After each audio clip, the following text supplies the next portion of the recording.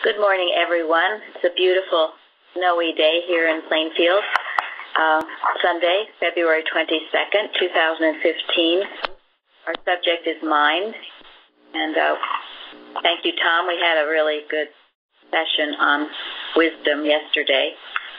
So I think today we will go into the new birth. I finished that up this morning. So we are on top of page 18.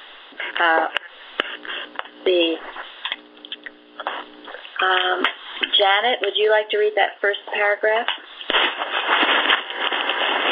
Yes, I would. Thank you. The purification or baptismals that come from Spirit develop step by step the original likeness of perfect man and efface the mark of the beast. Whom the Lord loveth, he chasteneth, and scourgeth every son whom he receiveth. Therefore rejoice in tribulation, and welcome these spiritual signs of the new birth, under the law and gospel of Christ's truth. Thank you. Okay, who would like to comment on that?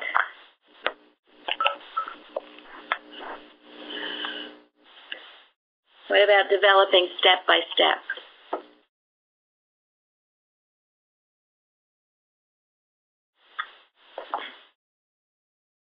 Well, I love this paragraph because, we have Christian Science and it talks about man and God's image and likeness. And then here it is. Here's the explanation. These purification and baptismals, step by step, reveal this perfect man. And efface the mark of the beast. It eliminates the awful arguments of error that claims otherwise. Who in this world is going to claim that man is perfect? Is man's God's image and likeness?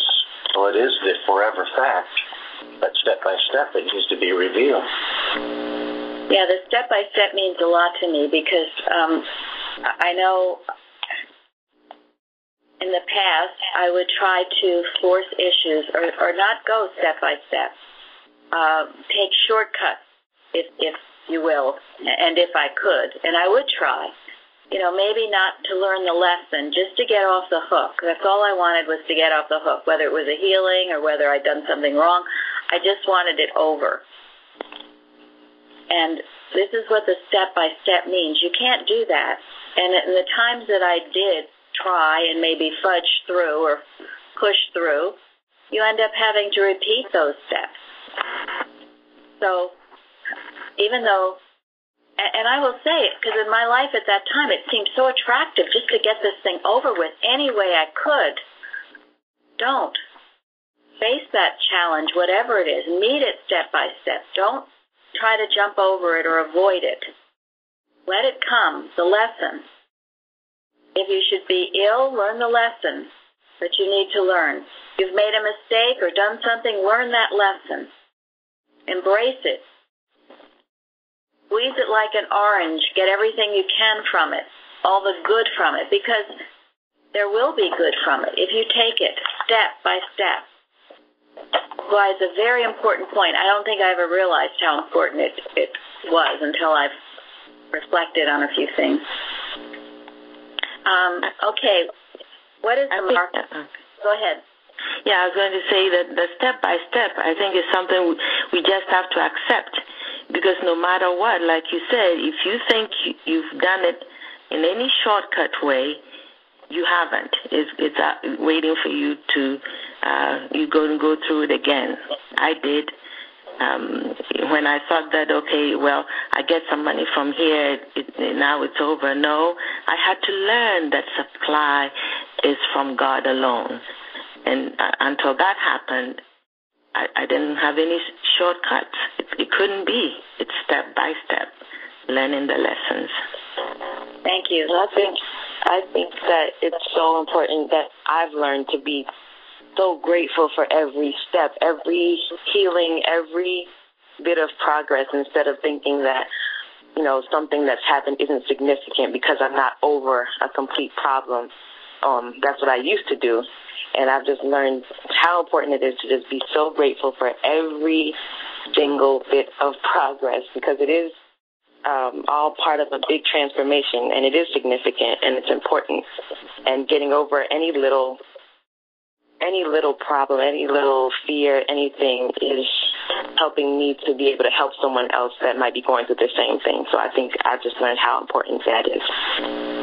Thank you. That's wonderful. And that is, our experiences do teach us compassion so we can help others.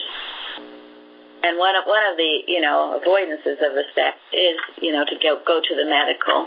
And at times, if you have to do that, frankly, it's better that you do than you just suffer. Or better that you take that shortcut if at times you need to. But there again, if you do, the problem will probably still be around until you meet it in truth. Will be around. Everything must be met in truth, whatever it is. And notice in your life, if you are having a reoccurring experience over and over and over and over, well, that's because there's a lesson to be learned that you haven't learned yet. So keep at it. And just like in math, you might keep trying and keep coming up with the wrong answer over and over and over. But eventually, if you work at it, you will get there. And don't get discouraged. No. But also don't get frustrated and quit. Yeah, that's the big thing, to get frustrated and quit, to get frustrated. You're so frustrated over your lack of progress or your lack. Don't. As long as you're working things out, you are making progress, whether you see it or not. As Eddie says, when the smoke of battle clears, you will see the good you've done and earned. That's a paraphrase, but so never be frustrated. Know that you are making progress. What is the mark of the beast?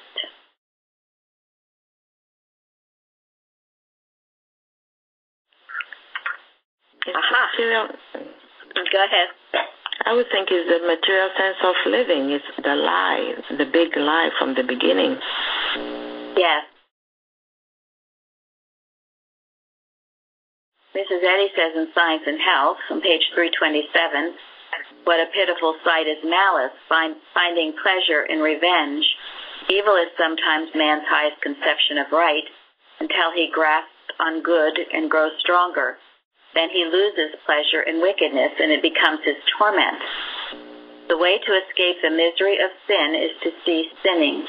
There is no other way. Sin is the image of the beast, to be effaced by the sweat of agony. It is moral madness which rushes forth to clamor with midnight and tempest. Sin. Yes, and what Florence said, this false concept of life, the human mind, the mark of the beast.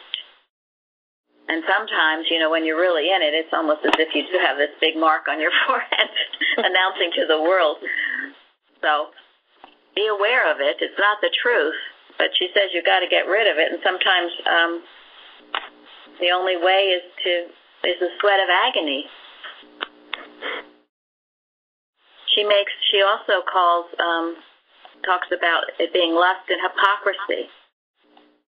So you can look up what she says on the image of the beast, but we should know what it is and to be aware of it so we can handle it and know its unreality. And then it goes on, the way you get rid of it is through chastening and scourging. And that's why, as Dede said, you should rejoice in every tribulation. And you will find that the new birth will come from it, from your tribulations. So never despair. Anyone else on that paragraph? Okay, the second paragraph. About Linda. Okay. The prominent laws which forward birth in the divine order of science are these. Thou shalt have no other gods before me. Love thy neighbor as thyself. These commands of infinite wisdom, translated into the new tongue, their spiritual meaning signify, thou shalt love spirit only, not its opposite, in every God quality, even in substance. Thou shalt recognize thyself as God's spiritual child only, and the true man and the true woman the all-harmonious male and female as the spiritual origin, God's reflection. Thus as children of one common parent, wherein and whereby father, mother, and child are the divine principle and divine idea, even the divine us, one in good and good in one. Okay, anybody on that? Could I say something? Yes. Is that Ingrid? Zeri. Oh, Zeri. Hi, Zeri. Okay. Yeah, I wanted to just say that when I see this, it feels as if God is our father and mother, and we get away from this human sense of fathering and mothering. And then we are able to, from this identification, to let go of this human bond or bondage. Good, thank you.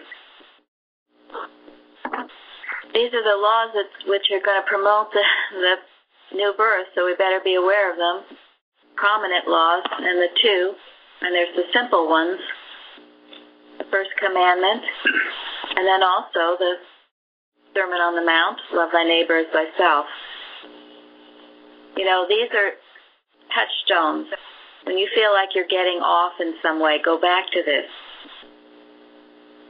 Go back to it. This is why we have these classes and roundtables and Bible studies, so you have these laws and rules in your heart to go back to. The renewing of your mind. If you don't know them, you can't go back to them and you'll get lost.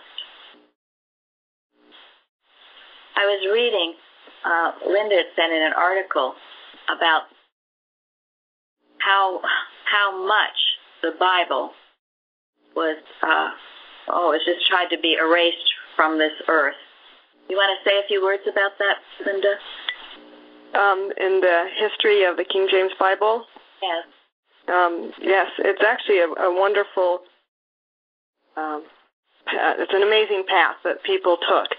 And it goes way back to the different translations and the individuals who had to stand up against persecution and death and torture in order to translate the word so that all mankind could have access to God's word, rather than the priesthood that would try to control it or decide what people should know or think or hear about God. And these brave individuals at different points, and it'll be in an article coming up so that you can see it, took the time to translate this for people. And there was such a sense of independence and individual thought and unselfishness, really, to want to give and understand and free people. Yeah, thank you. And being burned at the stake for it. Yes.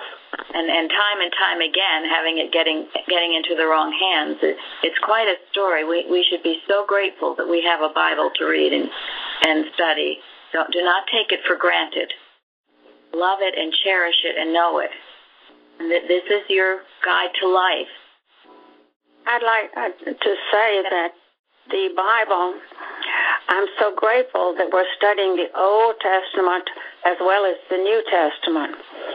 My mother used to have just the New Testament, which she poured over greatly, but I'm so grateful for the Bible study because this law, thou shalt have no other gods before me, it's so obvious and prominent if you read the stories in the Old Testament.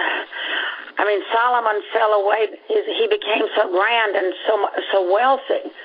He achieved so much materially that he was open to false gods. Yes. Yeah, thank you. Well, it is throughout in the Old Testament, but one of the big points in the Old Testament is how difficult it was for most people to understand what that really meant. I mean, it took Jesus to lift their thought as to what it really means, and it took Mary Baker Eddy to lift human thought once more as to what it really means. I mean, what does it mean where she says here, thou shalt love spirit only, even in substance? What does that really mean?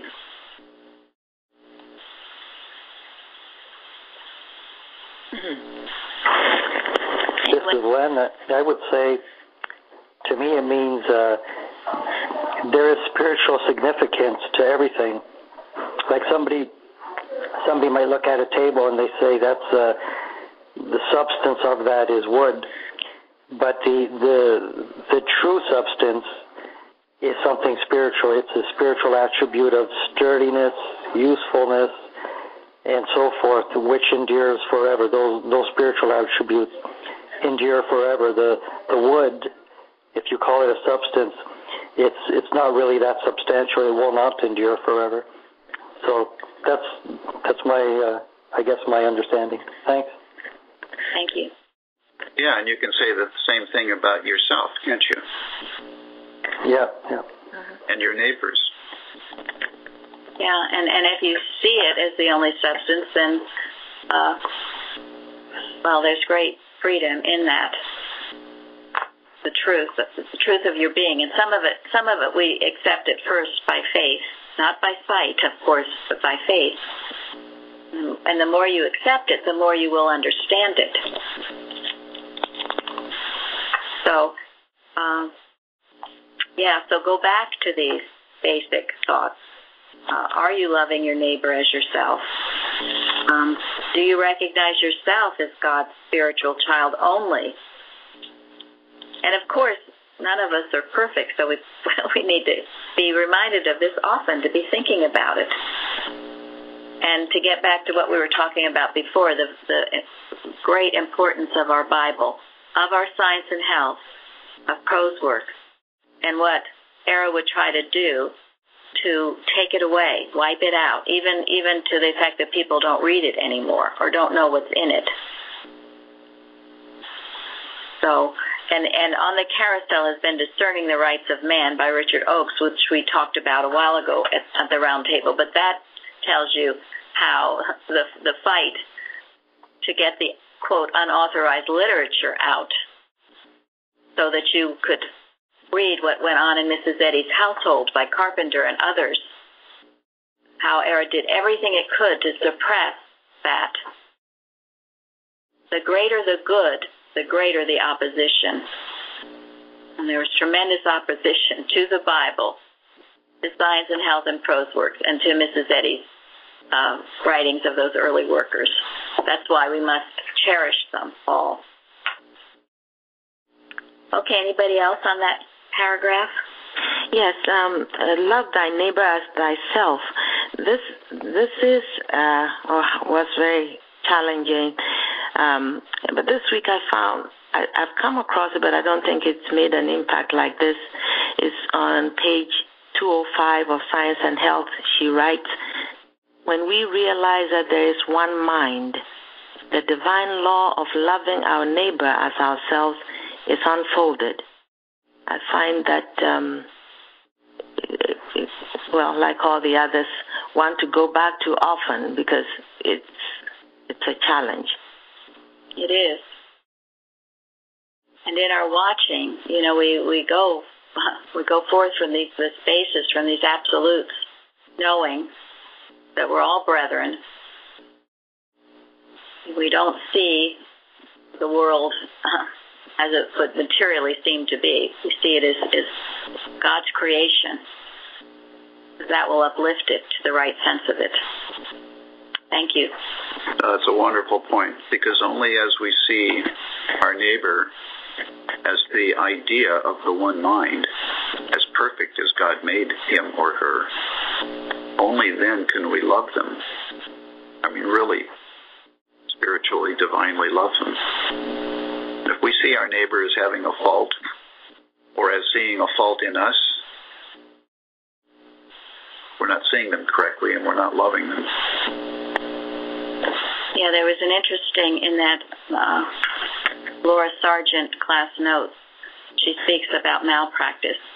And she says, and this is absolutely true, if you think someone is malpracticing on you, you are the malpractitioner. How would that work?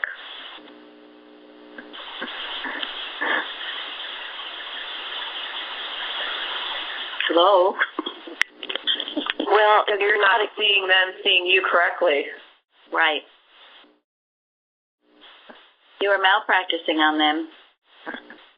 You are seeing them in error. You are holding them in error, and so it goes around, and it has to stop somewhere. So remember that, because very often in the practice, I'll hear people saying, well, someone is malpracticing on me, or someone is seeing me in an error, or other things. Well, to me, that shows the mark of the beast. They're doing something they shouldn't be doing. You've got to make sure you're not. And that's what Loving Your Neighbor is all about by Mrs. Eddy in Miscellaneous Writings. You can't do that. You can't go there. We must be so clear on these things. And if you feel an error is somewhere working, it's not person, place, or thing. And you have every right to tell the error to go back on itself and destroy itself. But never see it as a person or a place or a thing. It'll go back on itself and destroy itself. Its one intent is to get you bollocksed up, to trip you up. And if you see one person malpracticing on you, pretty soon there are a whole bunch of people malpracticing on you. And what is malpractice? Wrong thinking. Yes. The bland denial of truth, and it does happen to be in this Adam dream everywhere, so we do handle it, but not as person, place, or thing. And don't say someone is malpracticing on you, or don't say it and leave it there, shall we say. That's not metaphysically correct. You never leave it there. You correct it in your own thought. You know that's impossible because there's only the one mind, and the one mind is the only mind that is all and has power. There is no other mind. You have to be clear on that. Otherwise, Christian Science in belief would become superstitious gobbledygook. So, and I want to comment there, or are you done, by the way? No, go ahead. That with a difficult health challenge that I'm going through, whenever I've made what feels like some progress, I'm having some conviction, I'm having more joy, and I actually feel better. The next day, it's as if I've been shot down with some shocking symptoms, and I can almost attest to the I guess I could call it a fact that error really tries to get you. And thanks for mentioning that. That's the time to not be impressed by error, but to really tell it off. To say, God instead. God fills all space. God governs all action. And thanks for mentioning that. I have to be more aware of that, because error is really, in my experience, the symptoms are really shocking sometimes, and it always comes after I've made some progress or my faith has been built up. So I have to be very vigilant. Thanks. You're welcome. And we all should be knowing often that we are a law unto ourselves. That mental malpractice cannot harm us. We either when asleep or when awake. It cannot. It is powerless. It is not of God, and it is powerless. It does need to be handled. You can't ignore it. But just don't make it into a boogeyman. Don't give it the power that it doesn't possess. So. And that's why thank you. 390 to 393 in Science and Health are so helpful in situations like that. But she says to rise in the strength of spirit, to resist all that is unlike truth. And agree with thine adversary quickly, while thou art in the way with him. Suffer no claim of sin or sickness to grow upon the thought. Dismiss it with an abiding conviction that it is illegitimate. You really have to be tough. Yeah. Stuff like that comes at you. Yeah. In fact, somebody gave a testimonial once, and they call those pages that you mentioned there industrial strength, Christian Science. And they applied that to, they had flu symptoms, and they said the flu symptoms just vanished right there and then. They applied that, what you were reading there. No, they're the command statements, and they're not just to be read, they're to be lived. Right. And they work because they're the truth. They're the truth, yes. Yeah, thank you. Yeah. Okay, the next. Mary, this is Ingrid. Okay, go ahead. I just want to make sure that I hear well. I thought you said, and of course, none of us is perfect. So if I heard that, I would just like to hear something, or did I? Well, we're working at our problem. In truth, we are all perfect, yes, but we are relative as we're working things out. So, but in truth, we're all perfect. So let's go to the next paragraph. Lenny, with this recognition. All right. With this recognition, man could never separate himself from good, God, and he would necessarily entertain habitual love for his fellow man. Only by admitting evil as a reality and entering into a state of evil thoughts can we, in belief, separate one man's interests from those of the whole human family, or thus attempt to separate life from God. This is the mistake that causes much that must be repented of and overcome. Not to know what is blessing you, but to believe that aught that God sends is unjust, or that those whom he commissions bring to you at his demand that which is unjust, is wrong and cruel. Envy, evil thinking, evil speaking, covetousness, lust, hatred, malice are always wrong and will break the rule of Christian science and prevent its demonstration. But the rod of God and the obedience demanded of his servants in carrying out what he teaches them, these are never unmerciful, never unwise. Thank you. Okay, any comments?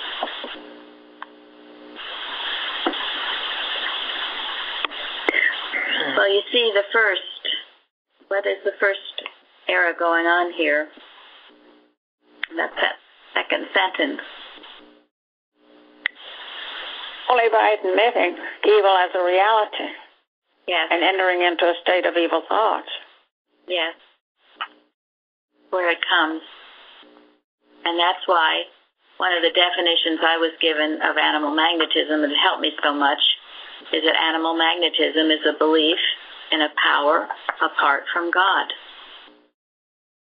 So once you start admitting that evil is real, you are entering into the dream, the Adam dream, and you are getting mesmerized by animal magnetism. So here's another touchstone. When you start feeling hoofed up, as I like to call it, ask yourself, what evil am I believing in? What evil do I see as a reality? Because you are. I know I was. Oh, it's easy to do. Error is out there trying to impress itself upon us all the time. Yep. But watch yourself and catch yourself. Go back to it. Always ask yourself that. It's a really good question to ask. Whatever is going on, are you believing in a power apart from God? And then, if you don't, then you'll start in a state of evil thoughts, entering into a state of evil thoughts. Go ahead.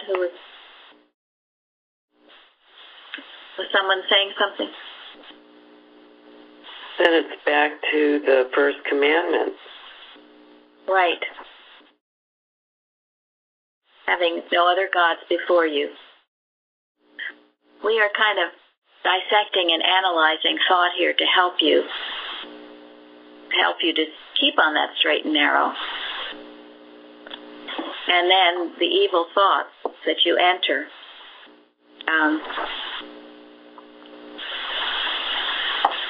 Envy, evil thinking, evil speaking, covetousness, lust, hatred, malice are always, always wrong.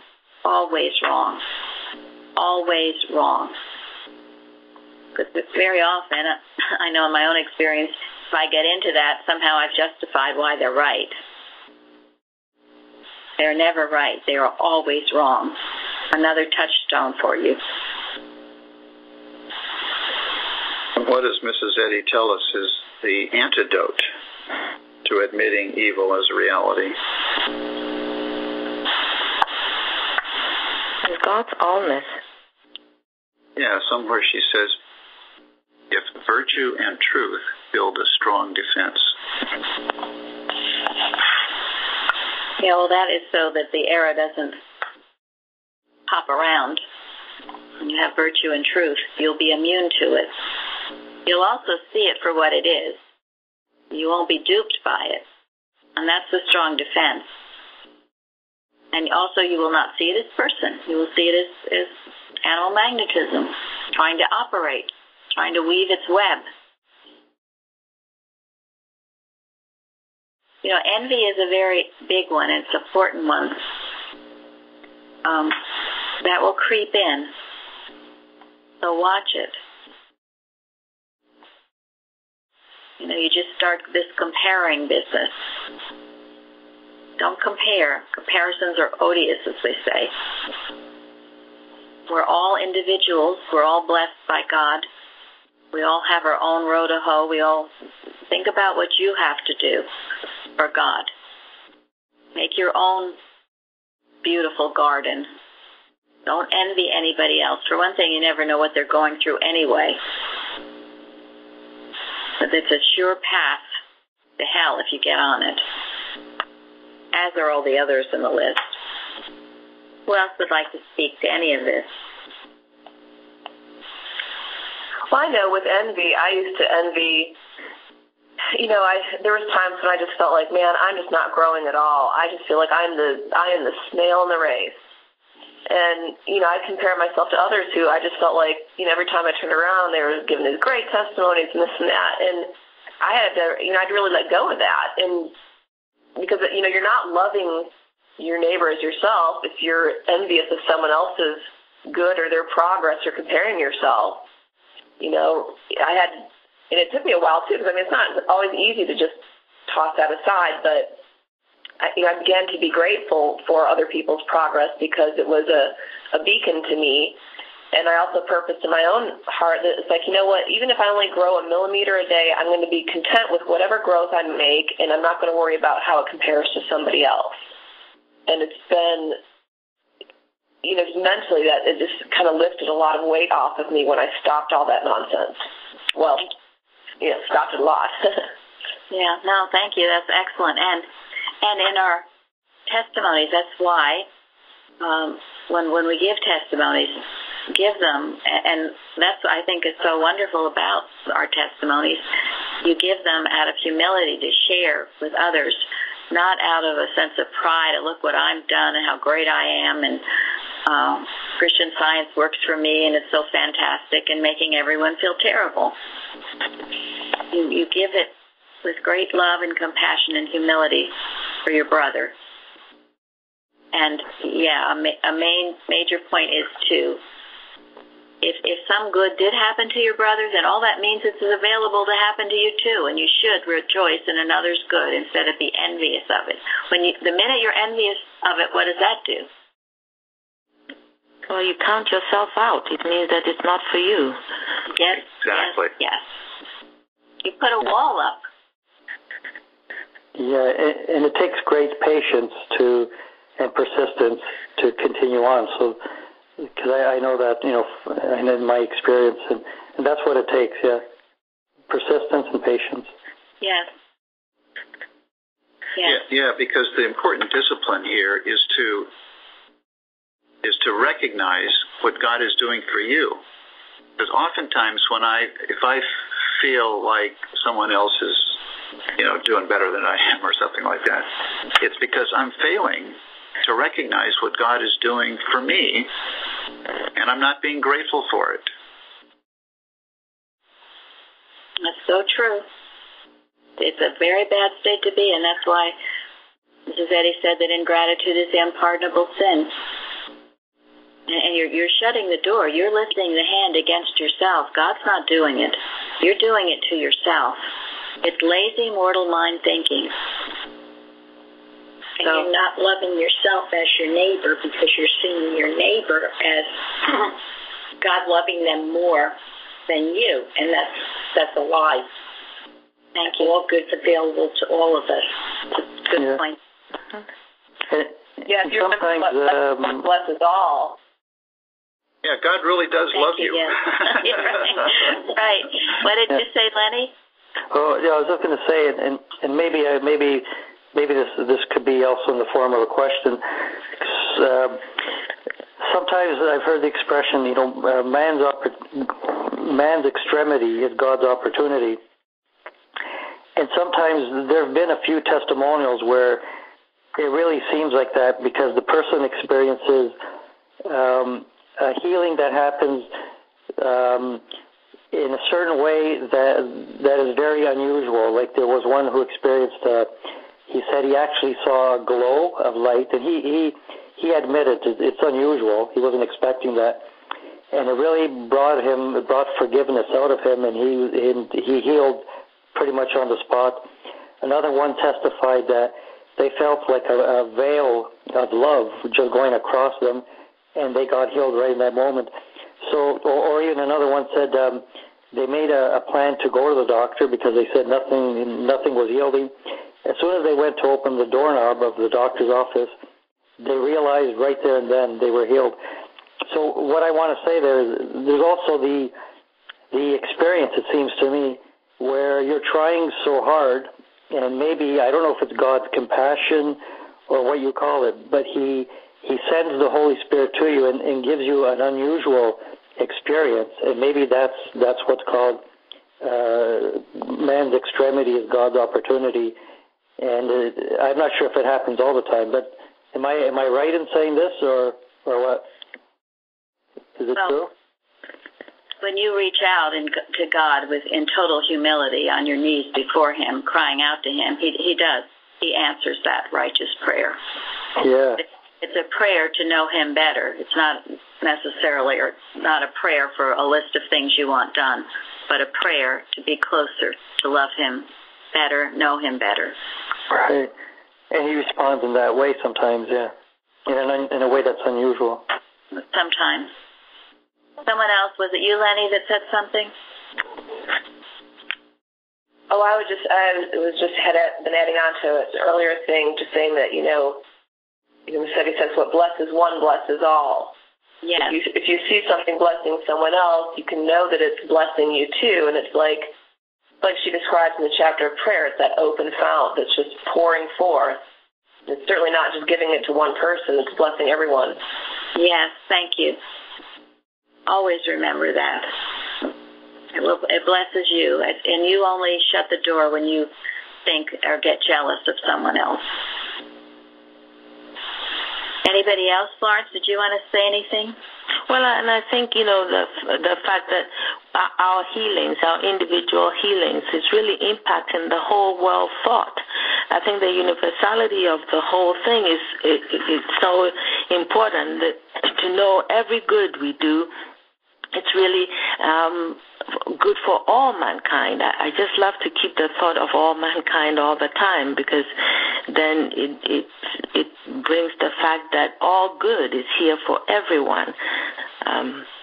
Yes. That's it. Yeah. It's not just some personal little bit of good that you were healed of the flu or the cold or whatever, but it's not the truth about anybody anywhere. Most important to be knowing that.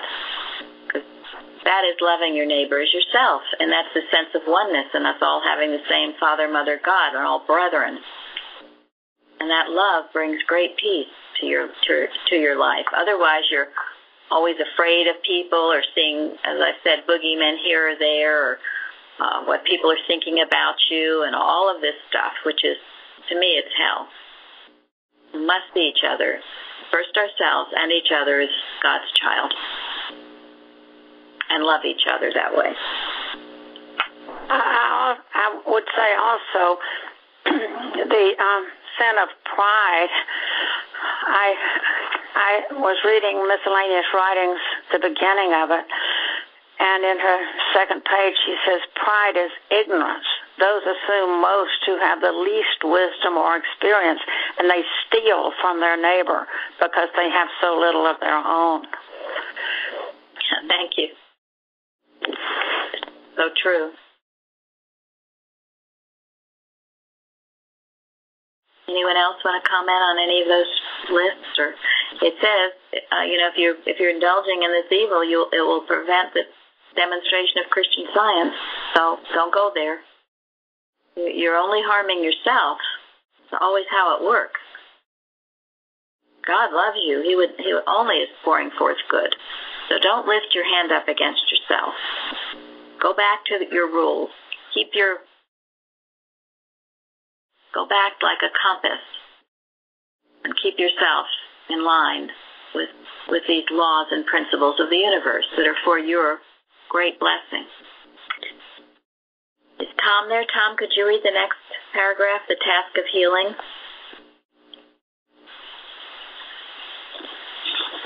Okay. Let's see.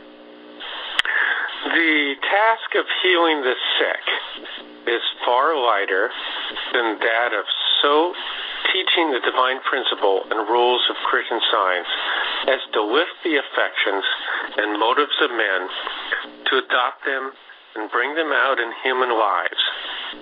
He who has named the name of Christ, who has virtually accepted the divine claims of truth and love in divine science, is daily departing from evil, and all the wicked endeavors of suppositional demons can never change the current of that life from steadfastly flowing onto God, its divine source. Thank you. You mark that sentence in your book if you haven't. Memorize it if you need to. This is one Mrs. Evans is always quoting. This is your answer to feeling you're not progressing. If you have named the name of Christ, and if you have done the best you can to accept the divine claims of truth and love and divine science, you are daily departing from evil. You are. Even if you think you aren't, you are, because you're working at it, so you are. And then all the wicked endeavors, and I love that, of suppositional demons. They're not really true, but they seem to be. Nothing can change the course, the current of that life from steadfastly flowing onto God, its divine source. It's a magnificent statement to know, to love, and to work with. That's the truth about you. The new birth. Keep it in your heart. And I hope as we're doing these things, you are marking things in your book that you will remember and work with. And this is certainly one of them. Anybody else on this paragraph? I just wanted to comment on what a comfort that is, because sometimes I think I fall into the trap of, okay, well, I want to see the progress. I want to see it right now. I want to know that, I am doing the right thing and get rid of this challenge that I'm having. But by just knowing that the steps you're taking, you're doing the right thing, and that every day a little bit of this false belief is leaving you. Yes, absolutely. And it's also a warning, because the more useful you become to God and to mankind, the more the devil's going to try to throw stuff in your way. And it's all suppositional. Yeah, and it'll also be more clever, more cunning, less easy for you to discern, perhaps. That's why you've got to keep all these tools sharpened. Keep your toolbox sharpened, so you're aware of the subtle suggestions, the self-justifications that would get you off the track, because it would really try.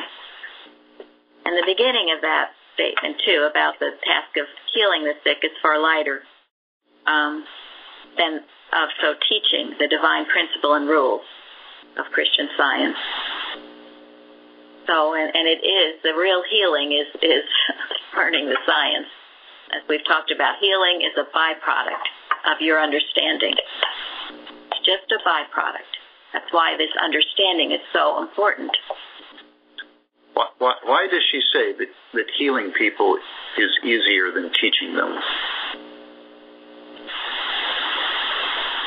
Everybody wants to give up the uncomfortable feeling of, especially physical, even mental. Yes, we want to be free. We want to feel good. So I guess we're more receptive there. than when, the task of really living it daily to get it in your heart yourself and be a law unto yourself, it demands more. That's exactly right. Thank you. Thank you. Okay, the next two paragraphs, Elizabeth.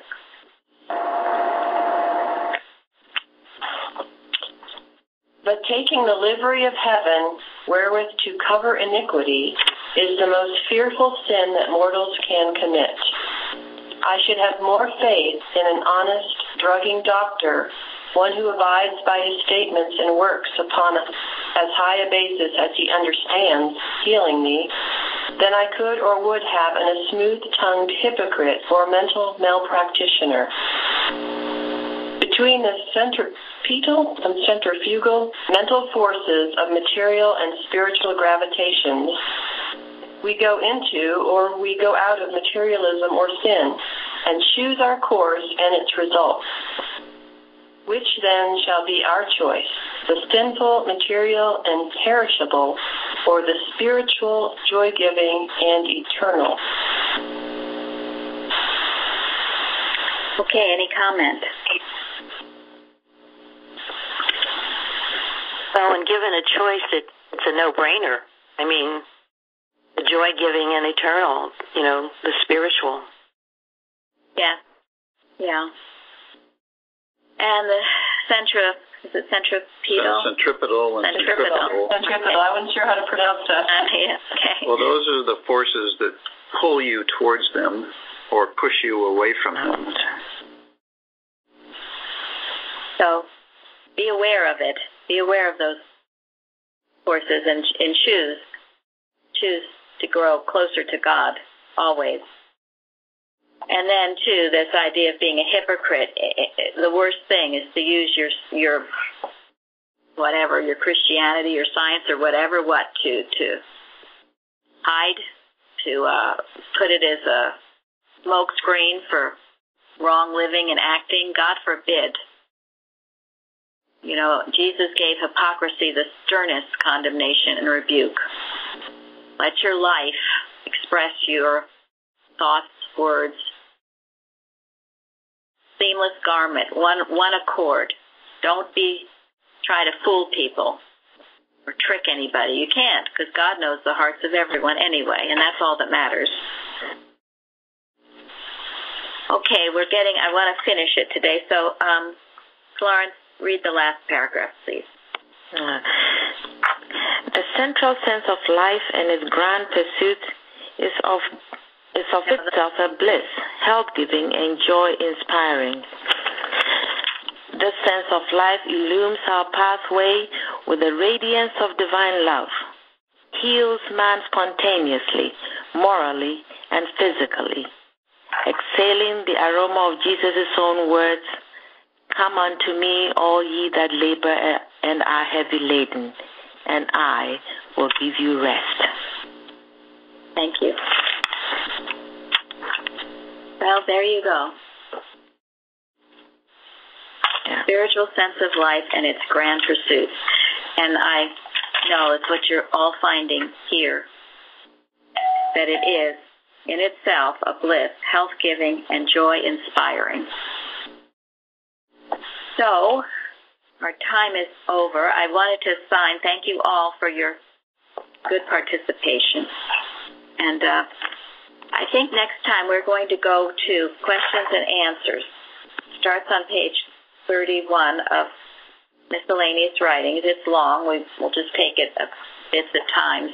But it's important because I know many of the questions I get are questions that Mrs. Eddy answers in these pages.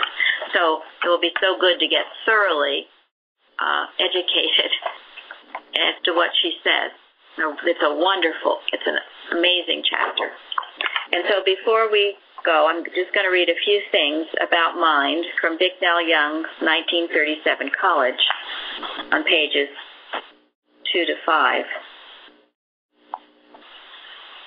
A divine idea carries within itself the power to accomplish the divine purpose, and the responsibility of its unfoldment belongs to divine principle, who cares for each detail of its progressive being. This is the truth about you, about your children, about a business, about our church. It's a wonderful thing to work with. And then also, rely on mind to do everything. Mind is never uncertain. One with mind is absolute guidance. It is not a matter of what others may think. In the measure of our clearness, we are unassailable. All of mind is present with all of its infinite possibilities, and that is the law to this occasion. Claim your divine right to understand it right now. It belongs to you. Claim it and expect it. Always insist upon having the wisdom that shows you what to do under any difficult circumstance. There is a power always available to you that is greater than any human power and superior to any combination of circumstances. The thought which is in accord with God is allied to omnipotence. Amen. Thank you. Thank you all. Thank you. Go on and have a service. Thank you. Thank you. Thank you.